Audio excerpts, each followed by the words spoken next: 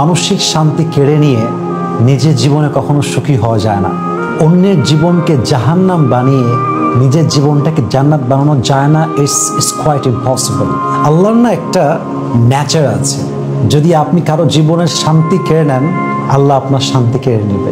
যদি আপনি কারো মনকে অকারণে ভেঙে দেন, আপনার মনটা কেউ না কেউ অন্যায়ভাবে ভেঙে চুরে চূর্ণ বিচূর্ণ করে দিবে। ভাইরে, বান্দার হক বড় সেন্সিটিভ।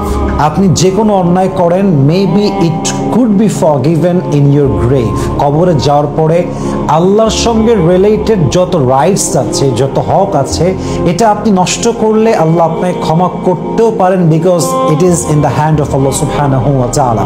এটা আল্লাহর হাতে আছে।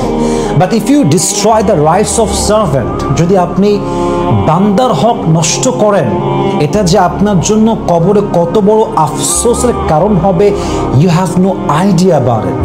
কবরে যাওয়ার পরে যে কোনো গুনাহ মাফ হতে পারে, বাট আপনি যদি কোনো বান্দার হক নষ্ট করেন, কারো জীবনকে অশান্ত বানায় দেন, কারো জীবনকে জাহান্নাম বানিয়ে দেন, কারো জীবনের খুশি কেড়ে নেন, কসম আল্লাহে, আল্লাহর কসম করে বলছি, যতক্ষণ পর্যন্ত সেই বান্দা আপনাকে মাফ না করবে, ক্ষমা না করবে, আপনার এই গুনাহ কখনো ক্ষমা হবে না। সো প্লিজ, কখনো কারো মনের শান্তি কাড়বেন না, কখনো কারো মন ভাঙতে যাবেন না, কখনো কারোর সঙ্গে বিশ্বাস নিয়ে খেলবেন না। আল্লামা ইকবাল রহমতুল্লাহি আলাইহি খুব সুন্দর করে লিখেছেন, किसी की दिल तोड़ के कभी कोई खुशी से जी नहीं सकता, किसी की खुशी छीन के कोई कभी भी सुकून से जी नहीं सकता। अल्लाह महलत देता है मगर छोड़ता नहीं, अल्लाह महलत देता है मगर छोड़ता नहीं, और जब पकड़ में लेता है तो आजाब के बगैर कभी उसको छोड़ता नहीं। उन्हीं बोलें जे कारो मन भेंगे दिए কেউ কখনো তার নিজের মনের শান্তি খুঁজে পায় না, কখনো কারো খুশি কেড়ে নিয়ে সে তার নিজের জীবনে খুশি হতে পারে না।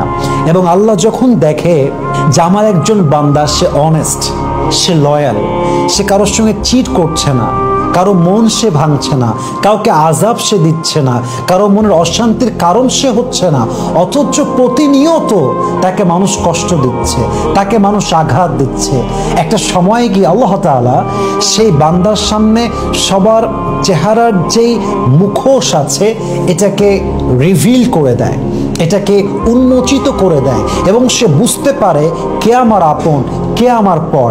এবং আল্লাহ যখন বিশ্বাসঘাতককে আযাব দেয়, আল্লাহ যখন আযাবে নিয়ে আসে, আল্লাহ তখন কাউকে আর ছাড় দেয় না। এই জন্য আমরা মাঝে মাঝে বলি, আল্লাহ ধরে না, ধরলে কিন্তু আল্লাহ কাউকে ছাড়েও না। এই জন্য মেহেরবানি করে যদি পারেন মানুষের মনের শান্তির কারণ হবেন, যদি পারেন কারো জীবনে শান্তির কারণ হয়ে আগমন করবেন, কারো জীবন নিয়ে খেলবেন না, কারো বিশ্বাস নিয়ে খেলবেন না, কারো ভরসাকে ইস্যু করে ব্যবসা করতে যাবেন না। মাথায় রাখবেন, কেউ না দেখলেও আল্লাহ আপনাকে দেখছেন। মাজলুমের দোয়া এবং আল্লাহর যে আরশ আছে, এর মাঝে কোনো দেওয়াল নাই। মাজলুমের দোয়া একদম সোজা আল্লাহর আরশে আজিমে গিয়ে নক করে।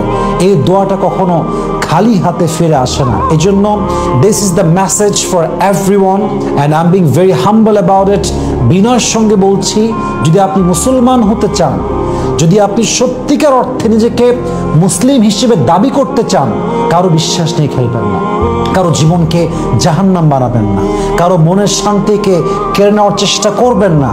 যদি পারেন কারো ইসমাইলের কারণ হবেন, যদি পারেন কারো মনের শান্তির কারণ হবেন, যদি পারেন কারো জীবনে একটা সুন্দর মানুষ হয়ে আগমন করার চেষ্টা করবেন।